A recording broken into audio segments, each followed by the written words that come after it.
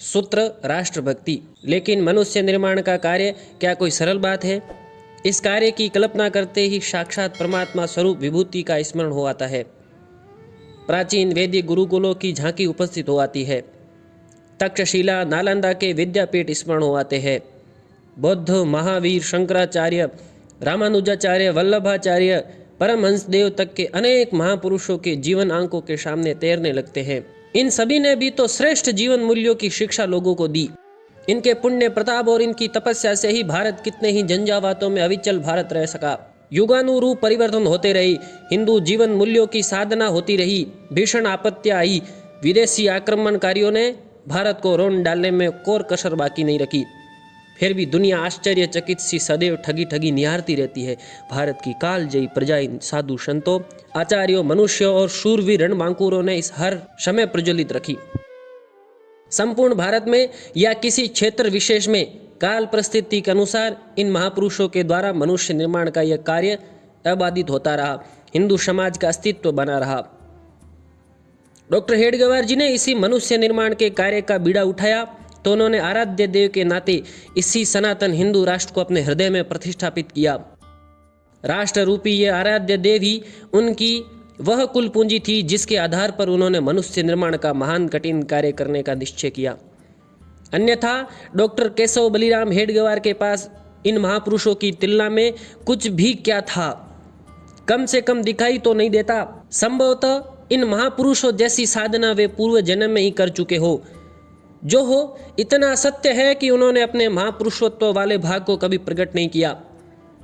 उनका अलौकिकत्व उनके कार्य में ही दिखाई दिया।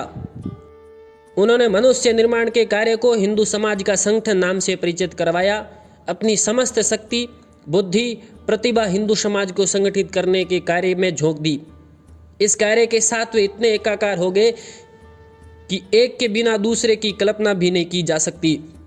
राष्ट्र से एकाकार, राष्ट्रदेव के साथ उनका एकाकार ही होना उनकी सबसे बड़ी विलक्षणता है। उनका जन्मजात राष्ट्र प्रेम का भाव ही वह अलौकिकत्व है जो यह दर्शाता है कि वे अपने जन्म जन्मांतर से इस हिंदू राष्ट्र की आराधना, साधना और तपस्या में लगे रहे हैं। अन्यथा क्या कारण है कि अपनी बाल्य अवस्था में ही वे राष्ट्र की दुख, दैन्य, निराशा, कायरता और गुलामी को देखकर बेचैन हो उठते थे। 22 जून 1997 को अंग्रेजों की महारानी विक्टोरिया के राज्य को 60 वर्ष पूर्ण हुए थे। इसी का समारोह था। भारत अंग्रेजों का गुलाम था, इसीलिए विक्टोरिया के राज्यारोहण के 60 वर्ष पूर्ण होने का यह समारोह भारत में ही धूमधाम से मनाया गया। स्कूलों में मिठाइयों के दाने बांटे गए। तब डॉक्टर हेडगेवार की आयु थी केवल 9 वर्ष की। उनके स्कूल में भी मिठाइयाँ बंटी गई। बालक केशव मिठाई का दोना लेकर घर आया। उन्हें कूड़े के ढेर में मिठाई फेंक दी और बड़ी बेचैनी अनुभव करता हुआ घर के एक कोने में उदास बैठ गया। मिठाई क्यों फेंक दी, ये पूछे जाने पर उसने छोटा सा उत्तर दिया, अपने राजा के राज्य को जीतने वाले राजा के समारोह का आनंद कैसा। जरूर मिठाई बांटते समय स्कूल में यह बताया गया होगा कि रानी विक्टोरिया की राजगद्दी बैठने पर 60 वर्ष पूरे हो चुके हो और इसी खुशी में मिठाई बांटी जा रही है। शायद स्कूल के हेड मास्टर ने मिठाई बांटते समय महारानी विक्टोरिया को धन्यवाद व्यक्त किया होगा, परंतु यह सब केवल केशव के लिए ही नहीं था। अन्य विद्यार्थियों की तरह बालक केशव भी यदि मिठाई खाता और खुश होता तो कोई अस्वाभाविक बात नहीं होती, परंतु यह बात है कि बालक केशव के हृदय को गुलामी की ठेस पहुंची। क्यों घटित हुई? आखिर किसने उसे राष्ट्र प्रेम की दीक्षा दी? जैसा कि मिठाई बांटने के इस समारोह में प्रकट है, स्कूल में वैसी शिक्षा मिलना असंभव बात है। तब क्या केशव के इस उत्कृष्ट देश प्रेम का श्रेय तात्कालिक सामाजिक वातावरण या परिवार को मिलना चाहिए? यह सही है कि केशव के पिता पंडित बलिराम पंत हेडगेवार नागपुर के श्रेष्ठ विद्वान के नाते विख्यात थे। कुल परंपरा से चले आए वेद अध्ययन के साथ साथ पंडित बलिराम पंत हेडगेवार ने अग्निहोत्र की दीक्षा भी ली थी। उन्होंने ऋग्वेद का गहरा अध्ययन किया था। पंडित बलिराम पंत ने अपने सबसे बड़े पुत्र महादेव शास्त्री को काशी नगरी में वेद अध्ययन के लिए भेजा था। पिता बलिराम पंत और माता रेवंती बाई के स्नेहपूर्ण कठोर अनुशासन में केशव को भी संध्या पूजा, रुद्रपाठ आदि नित्य नियमित से सीखने को मिला। वे पाठन में केशव के शुद्ध उच्चारण से न केवल माता पिता और बड़े भाई महादेव वरन अन्य पुरोहित भी गदगद हो जाते थे। यह समय लोकमान्य बाल गंगाधर तिलक द्वारा की गई स्वतंत्रता हमारा जन्म सिद्ध अधिकार है घोषणा से निनादित हो रहा था। बालक केशव भी तिलक जी का संपादित केसरी पढ़ा करता था। क्रांतिकारी गतिविधियों की गूंज भी उसके कानों में पड़ती थी। राष्ट्र की कसम। फिर भी गुलामी की इतनी तीव्र घृणा की दृष्टि से देखने की प्रखरता और देश की आज़ादी के लिए कुछ करने की राष्ट्रभक्ति पूर्ण इच्छा शक्ति इस बाल्यकाल में ही केशव ने परिवार से पाई हो, यह कहना जरा कठिन सी बात है। कारण पंडित बलिराम पत का जीवन तेजस्वी होने के बावजूद परिवार की आर्थिक स्थिति अच्छी नहीं थी।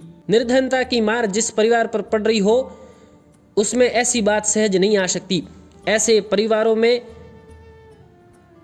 परिवारों में तो उन दिनों पढ़ लिखकर अंग्रेजों की नौकरी करने की प्रवृत्ति ही अधिक थी। केशव के मन में भी वही विचार आते तो अस्वाभाविक नहीं कहा जाता, परंतु केशव का मन तो इन बातों के विरुद्ध बगावत के लिए उन्हें आंदोलित कर रहा था। सन 1901 में इंग्लैंड के बादशाह एडवर्ड सप्तम का राज्यारोहण हुआ और इस बार नागपुर में जोरदार आतिशबाजी का आयोजन हुआ, परंतु उस समय भी केशव ने आनंद मनाने से इनकार कर दिया। उसने अपने मित्रों से कहा, विदेशी राजा का राज्यारोहण उत्सव मनाना हमारे लिए लज्जा का विषय है। यह समय था जब दुनिया में अंग्रेजों का डंका बज रहा था। उनके साम्राज्य के बारे में कहा जाता था कि अंग्रेजों का राज्य इतना बड़ा है कि उसमें सूरज नहीं डूबता। भारत में भी अंग्रेज पूरी तरह पैर जमा चुके थे। देसी राजे रजवाड़े उनकी कठपुतलियां थे। सन 1857 का स्वातंत्र्य युद्ध विफल होने के बाद अंग्रेजों ने कठोर दमन चक्र चला रखा था। ऐसे समय में राष्ट्र प्रेम की ज्योति अपने हृदय में प्रज्वलित करना और स्वयं को राष्ट्र उद्धार के कठिनतम कार्य के लिए समर्पित कर देना किसी बालक के लिए सहज नहीं कहा जा सकता। इसीलिए अधिक से अधिक इतना ही कहा जा सकता है कि केशव ने पूज्य माताजी पिताजी से अपनी धर्म संस्कृति के प्रगाढ़ श्रद्धा और स्वाभिमान के संस्कार पाए थे और उन दिनों देश की आज़ादी के लिए चल रहे आंदोलनों तथा अंग्रेजों के अत्याचार के वातावरण में उसकी देशभक्ति की भावना को झोर था। भोसले राजा का राज्य अंग्रेजों ने कपटपूर्वक ढंग से हड़प लिया। इस कारण बाल केशव ने नागपुर में भगवा ध्वज को तिरस्कृत होते देखा और बाल्यकाल में ही ऐसे सारे प्रश्न उन्हें बेचैन करने लगे थे कि क्या कारण है जो 7 समुद्र पार से मुट्ठी भर अंग्रेज आकर यहाँ राज करने लगे। ये बातें उन दिनों आम चर्चा के विषय जरूर थे, परंतु अपने राष्ट्र को स्वतंत्र और वैभवपूर्ण बनाने के लिए केशव अपने बलबूते पर कार्य करने का उनका संकल्प ऐसी बात है जो उन्हें कहीं बार से प्राप्त नहीं हुई दिखाई देती। उनका कोई मार्गदर्शन या गुरु दिखाई नहीं देता। जब उन्होंने नागपुर के सीताबड़ी किले पर फहरा रहे अंग्रेजों के यूनियन जैक झंडे को उखाड़ फेंकने का बाल सुलभ भोला प्रयास किया, तब उन्हें किसने प्रेरित किया था? तब वे और उनके साथी वजय गुरुजी घर पढ़ने के लिए ही तो एकत्रित होते थे। केशव ने बाल मित्रों के साथ गुप्त मंत्रणा कर वजय गुरुजी के घर में एक सुरंग खोदना प्रारंभ किया। बाल मंडली ने सोचा था कि जमीन के अंदर सुरंग खोदकर सीताबड़ी के किले तक पहुंचने और यूनियन जैक झंडे को उतार कर भगवा ध्वज फहरा देंगे। इस योजना के सूत्रधार बालक केशव ने तभी अपनी जीवन दिशा प्रकट कर दी थी, परंतु राष्ट्र को स्वतंत्र और वैभवपूर्ण देखने की उनकी इस उत्कट अभिलाषा के पूर्ति के लिए उनके पास क्या था? जिस बाल केशव को भोजन के लिए भी सप्ताह में हर दिन निर्धारित अलग अलग घरों में जाना होता था और कई बार भूखा ही रह जाना पड़ता था, उसे राष्ट्र उत्थान जैसे कार्य के लिए साधन और सहारा प्राप्त होने की कल्पना करना ही कठिन है। और यह तथ्य भी कम महत्वपूर्ण नहीं है कि जब वे केवल 13 वर्ष के थे, उनके पूज्य माता पिता प्लेग की बीमारी के शिकार हो गए। माता पिता दोनों ही एक दिन चल बसे। तब उनका घर का सारा भी टूट गया। फिर भी भूखा प्यासा बेसहारा केशव निराश नहीं हुआ। क्यों? उसने परिस्थितियों को रोना नहीं रोया। क्यों? इसके विपरीत वंदे मातरम आंदोलन में उसने अपने बलबूते पर नील सिटी हाई स्कूल में ऐसा आयोजन किया कि अंग्रेज सरकार स्कूल में इस आयोजन के सूत्रधार का अत्ता पता तक नहीं लगा सकी। यह सूझबूझ केशव को कहां से प्राप्त हुई? स्कूल के सभी विद्यार्थियों को प्रत्येक कक्षा में एक साथ वंदे मातरम का घोष करने के लिए उसने कैसे तैयार किया? उसके आह्वान पर सब विद्यार्थी कक्षा से बाहर आ गए। स्कूल में हड़ताल हुई। लगभग 1.5-2 महीने तक विद्यार्थियों को धमकाया गया, परंतु एक ने भी माफी नहीं मांगी और न ही आंदोलन के सूत्रधार केशव का नाम बताया। आखिर अपने विद्यार्थी साथी की पढ़ाई का नुकसान होता देख सारा दंड स्वयं अपने सिर पर लेने वाले केशव स्कूल से निकाल दिया गया। तात्कालिक समाज सेवी लोगों की सहायता से वह 1909 में यवतमाल जाकर विद्यागृह स्कूल में भर्ती हुआ। ऐसे संकटों के बीच भी तरुण केशव राष्ट्र उत्थान के लिए अनेक कार्यों में सक्रिय रहे। लोकमान्य तिलक द्वारा चलाए गए पैसा फंड में डॉक्टर खान खोजे द्वारा स्थापित क्रांतिकारी गुट के चर्चा मंडल में, डॉक्टर मुंजे के घर बम बनाने का तरीका सीखने में, स्वदेश बांधव संगठन के माध्यम से स्वदेशी के प्रचार आदि अनेक कार्यों में केशवराव बढ़ चढ़ हिस्सा लेते रहे। इस प्रकार संकटों में जूझते समय किसी बड़े नेता या गुरु का मार्गदर्शन उन्हें मिला हो, सौ बात नहीं। घर में बड़े भाई महादेव शास्त्री जरूर उन्हें रोज झिझकी देते थे कि केशव तो इन व्यर्थ की झंझटों में क्यों पड़ता है। इसीलिए यही कहना होगा कि डॉक्टर केशव बलिराम हेडगेवार का मन ही उनका गुरु था। राष्ट्र की दुर्दशा देखकर उनका मन द्रवित हुआ। राष्ट्र प्रेम उनका जन्मजात गुण था। राष्ट्र ही उनका आराध्य देव रहा। इस राष्ट्र का उद्धार करने का संकल्प उन्होंने किन्हीं बाह्य कारणों या प्रतिक्रियाओं वश नहीं लिया। राष्ट्र सेवा उनके लिए आंतरिक विषय था। यह सही है कि उन्होंने देश काल परिस्थिति का बारीकी से अध्ययन किया।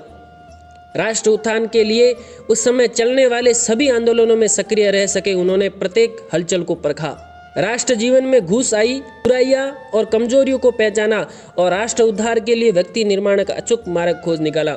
उनके द्वारा राष्ट्रीय स्वयंसेवक संघ की स्थापना यही पार्श्वभूमि थी। राष्ट्र उद्धार के लिए व्यक्ति निर्माण के कार्य में पूजनीय डॉक्टर जी ने सबसे महत्वपूर्ण सूत्र दिया, एक दीप से दूसरा जलाए। डॉक्टर केशव बलिराम हेडगेवार जी ऐसा पहला दीप स्वयं बने। गुण संवर्धन की कठोर साधना के पथ पर वे स्वयं अग्रसर हुए। राष्ट्र उद्धार के लिए व्यक्ति निर्माण के कार्य की नींव में इसीलिए स्वयं अवस्थित है परम पूजनीय डॉक्टर केशव बलिराम हेडगेवार। इसी कड़ी में अगला अध्याय आप सुनेंगे, सर्वस्वार्पण।